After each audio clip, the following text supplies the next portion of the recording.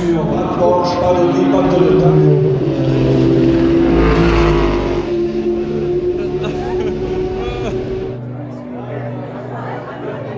82 times in the past, this circuit has hosted this most special of day into night, back into day motor races, and the 2015 edition is shaping up to be one of the best yet. Now 4 manufacturers have been enticed to endurance racing at World Championship level by the openness of the regulations of the FIA and the ACO. 3 of them today really do have a chance of standing on the podium and taking the biggest prize in motorsport.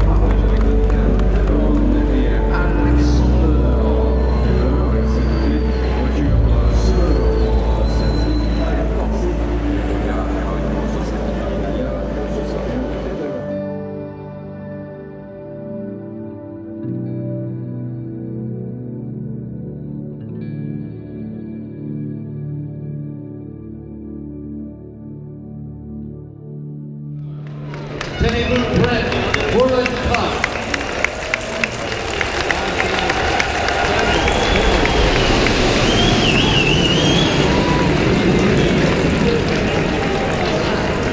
Mesdames et messieurs, c'est la patrouille de France! Congratulations to the Patrouille de France, to Chris Ford. And now, ladies and gentlemen, attention, nous allons rester avec vous pendant c'est quelques instants, et naturellement, alors que l'on passe le panneau minutes et que l'on passe également le panneau moteur, et bien suivre ensemble l'élan de l'ensemble de ces voitures. C'est le moment que vous avez toutes et tous attendu pendant une année. À la demande du président de l'Automobile de l'Ouest, Pierre Fillon, Tom Christensen a accepté d'être le Grand Marshal. C'est lui qui va quelque part mener la course pendant un tour. Il est au volant justement de la voiture de direction de course. Elle s'effacera et à ce moment-là, nous vivrons le grand moment du départ de 24 heures du Mans. Mesdames et messieurs, le drapeau est vert et c'est Guillaume Roy, Société RACO, qui le présente. Fan Facebook, c'est lui justement qui a été ainsi désigné pour le faire. Bravo Guillaume Roy, bravo à ce sociétaire de l'Automobile Club de l'Ouest. Mesdames et messieurs, applaudissements, c'est le départ du Tour de Chauffe et c'est maintenant!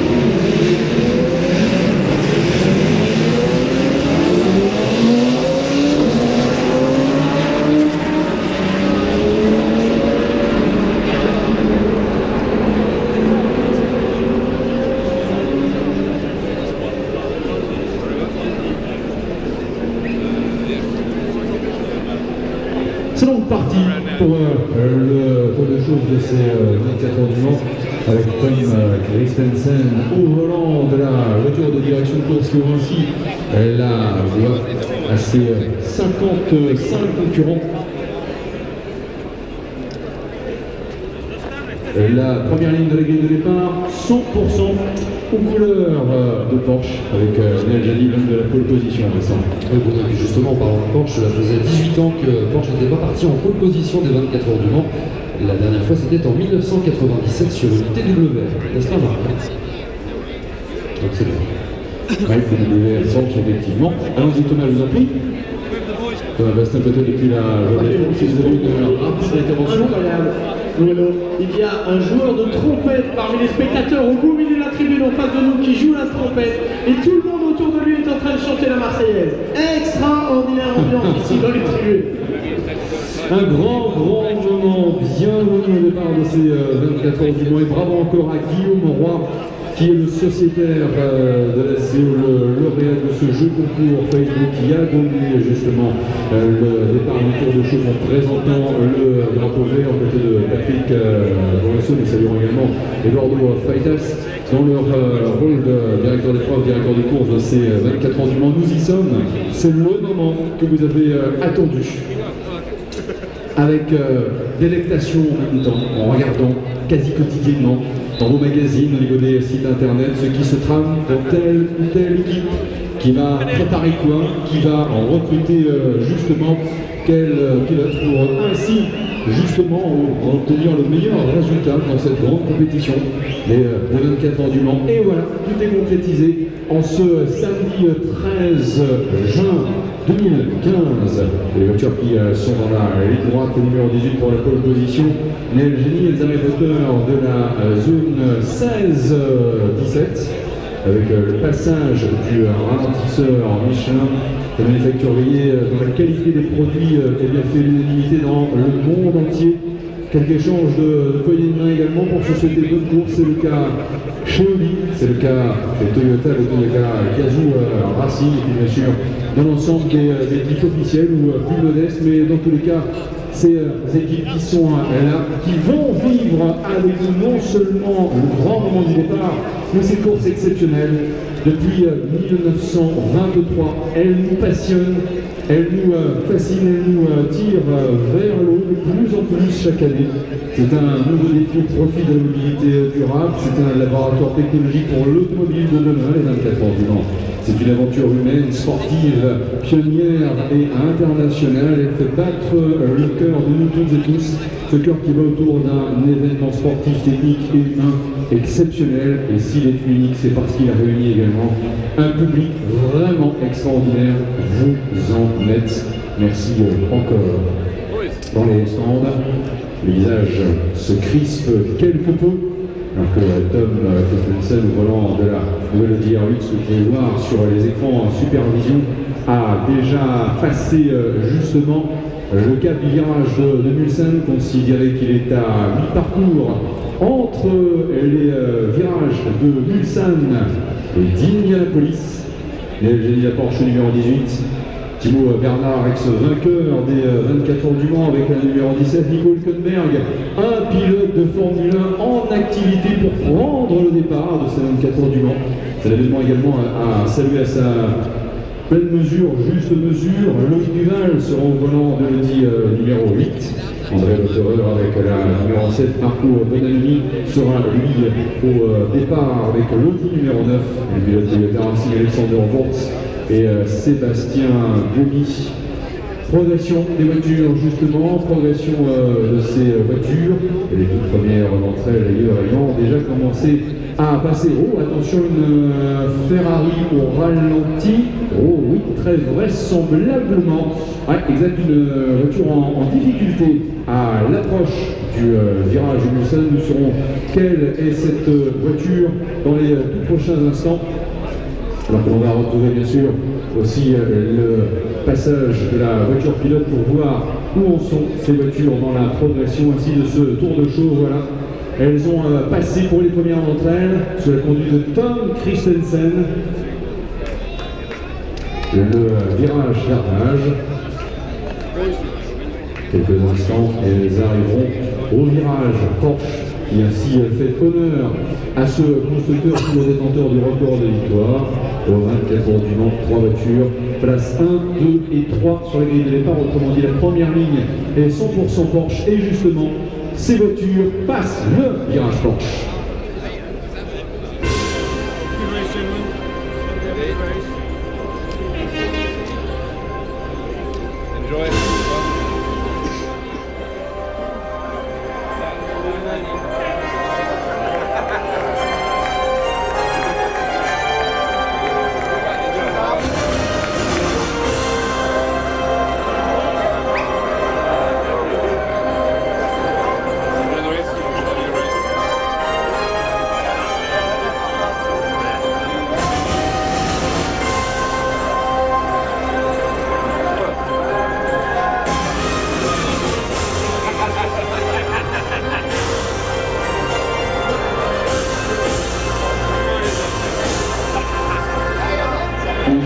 Extraordinaire, un public qui est tout autant, température de l'air 22 degrés, mais clairement, mesdames et messieurs, dans les cockpits, ça va commencer à chauffer.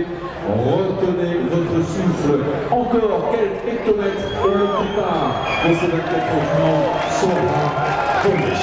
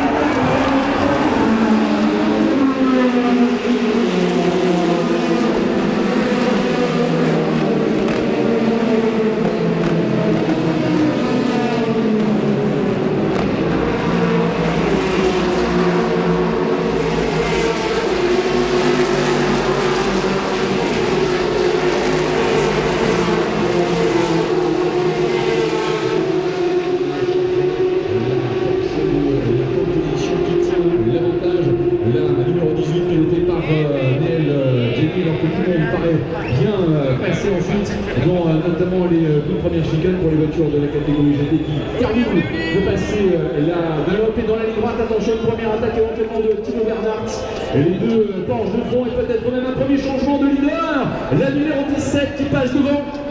La Porsche numéro 17, Timo Bernhard, passe en tête dans le premier tour. Nico Hülkenberg, attention également aux autres derrière. Oh, et une Toyota qui vient s'intercaler et qui a réussi à prendre l'avantage sur la numéro 9, c'est la numéro 1, Sébastien Buemi qui gagne une place dans les unitaires, c'est extraordinaire. Il s'empare ainsi de la 6e position.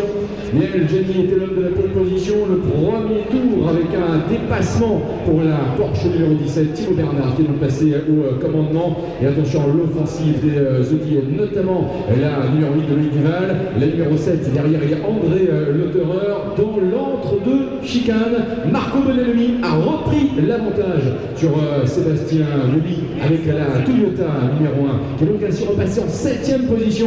Richard Bradley pour le team KCMG reste le leader des voitures de la catégorie LMP2. Le public de Bois Mulsanne pour voir arriver en leader au freinage la Porsche numéro 17, Timo Bernhard est au commandement.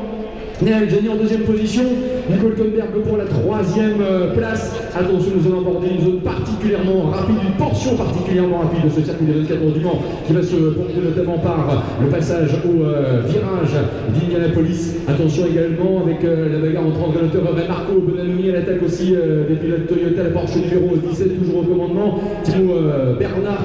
Ils arrivent à Indianapolis, surveillant aussi la lutte entre Loïc Duval et André Lotterer. Lotterer, virage d'arnage, le petit numéro 8, Louis Duval, devant André Lotterer pour les voitures en 4 et 5e position. Bientôt le virage Porsche en vue pour Thibaut Bernard, qui est le leader de cette course et qui commence déjà à se détacher légèrement.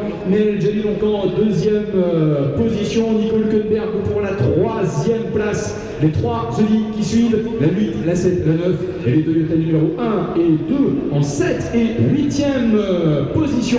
Bon départ également de la rébellion, Mathias Bech avec la numéro 12 qui est à la 9e place. Et c'est bientôt la fin du premier tour. La bagarre ne fait que commencer. Elle va être intense, elle va être extraordinaire et elle va durer ainsi pendant 24 heures. Allez, la ligne droite avant jonction vers la chicane, fort de la chicane du raccordement. Le premier tour, attention à l'attaque pour le bénéfice de la 3e place. Le temps de revenir dans le tiercé de tête, c'est pas sûr. On va le vérifier tout de suite. Passage du premier tour. Et là, voiture de tête et la Porsche numéro 17.